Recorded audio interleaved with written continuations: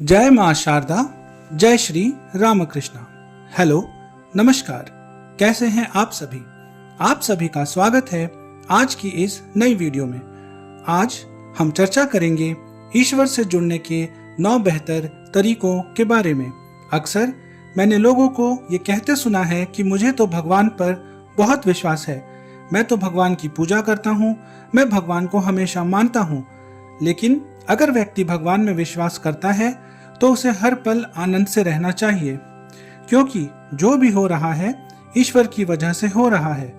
तो कभी चिंता करना या दुखी होना या स्ट्रेस लेकर टेंशन लेने की कोई भी परिस्थिति को सोचकर नेगेटिव हो जाना, ये नहीं होना चाहिए। क्यों? ऐसा क्यों? क्योंकि प्रभु हमेशा हमारे साथ हैं।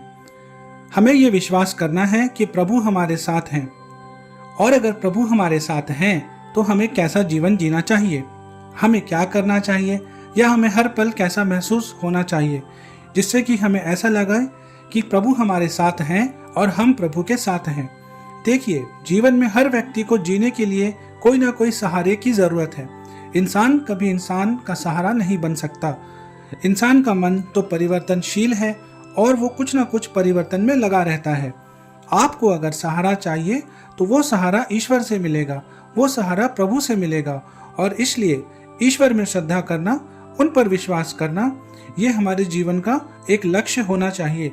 हर पल आनंद से बिताने के लिए, हर पल खुश रहने के लिए हमें प्रभु से जुड़ना ही पड़ेगा। इसलिए इस वीडियो में मैं आपको उन 9 तरीकों के बारे में बताऊंगा जिसको आप नियमित रूप से अपने लाइफ में उतारकर प्रभु से जुड़ सकते हैं और आप प्रभु की जो दिव्य ऊर्जा है उसको अपने जीवन में महसूस कर सकते हैं। पहला है श्रवण, सर्वशक्तिमान के गुणगान और लीलाओं को सुनते रहना। इस मामले में अगर आप किसी को अपना गुरु मानना चाहते हैं तो आप हनुमान जी को अपना गुरु मानिए। कहा जाता है कि हनुमान जी हर राम कथा के श्रोता बनते हैं। वे हर उस जगह दौड़ कर चले जाते हैं जहां प्रभु राम का गुणगान हो रहा हो। प्रभु की लीलाओं को ध्यान से सुनना, मंत्रमुग्ध होकर सुनना, इससे बढ़कर उनके लिए और कुछ भी नहीं।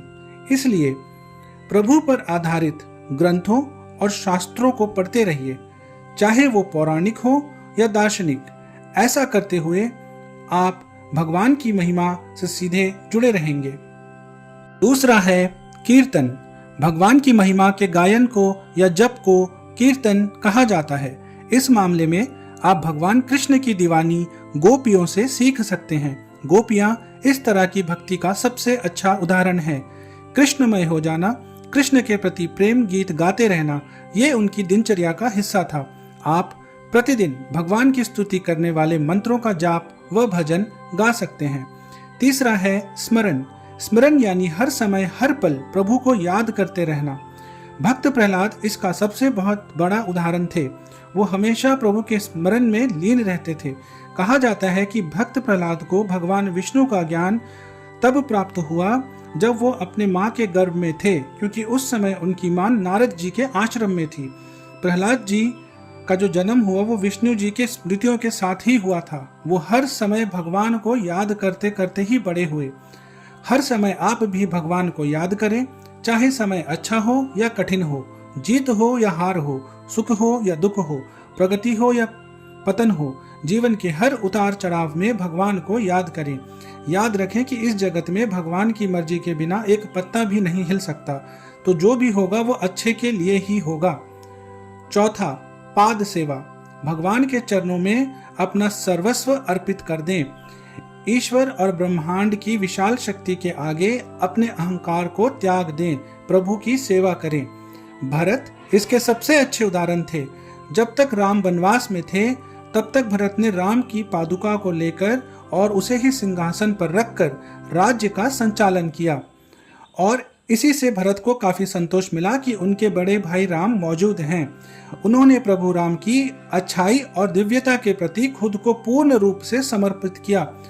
बेशक उन्होंने राज्य को बहुत अच्छे से चलाया, परंतु भरत में अहंकार बिल्कुल भी न आया। पांचवा है अर्चना। भगवान को कुछ समर्पित करना। जो भी आप दे सकते हैं भगवान को वो आप समर्पित करें और भक्ति के साथ भगवान को चढ़ा दें। प्रभु के बारे में कबीर जी ने कितना सुंदर कहा है कि मोको कहाँ ढूंढे रे बंदे, मैं तो तेरे पास में, ना मैं मंदिर ना मैं मस्जिद ना काबे कैलाश में, खोजी हुई तो तुरंत ही मिलिए, पल भर की तलाश में, पल भर की तलाश में, मैं तो हूं विश्वास में। अर्चना का सबसे अच्छा उदाहरण है राम और सबरी की प्रेम की कथा। सबरी अपने झूठे बेर प्रभु राम को खिलाती रही और प्रभु राम उसे खाते रहे। शबरी के हिसाब से हर बेर मीठा होना चाहिए, इसलिए वो हर बेर को चखती रही और फिर प्रभु राम को समर्पित करती रही। छठा भाव है कृतज्ञता। हे प्रभु, आप मुझे जहां भी जिस भी हाल में रखेंगे मैं उसी में खुश हूं, मैं कृतज्ञ हूं। पुराणों में बात आती है कि अक्रूर जी इतने कृतज्ञ थे कि भगवान कृष्ण का दिव्य रूप वो देख पाए, क्योंकि जब व्यक्ति इस भाव में आता है तो उसे सिर्फ भगवान ही भगवान दिखाई देते हैं और कुछ भी दिखाई नहीं देता। वो कृष्ण के उस दिव्य रूप को देख पाए जिसे कोई भी और नहीं देख पाया।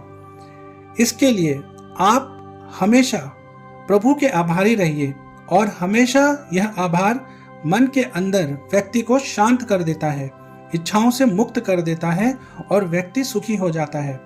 सातवां भाव है दास्य भाव। मीराबाई इसका बहुत बड़ा उदाहरण है। मीराबाई कहती थी कि हे प्रभु, मने चाकर राखो जी।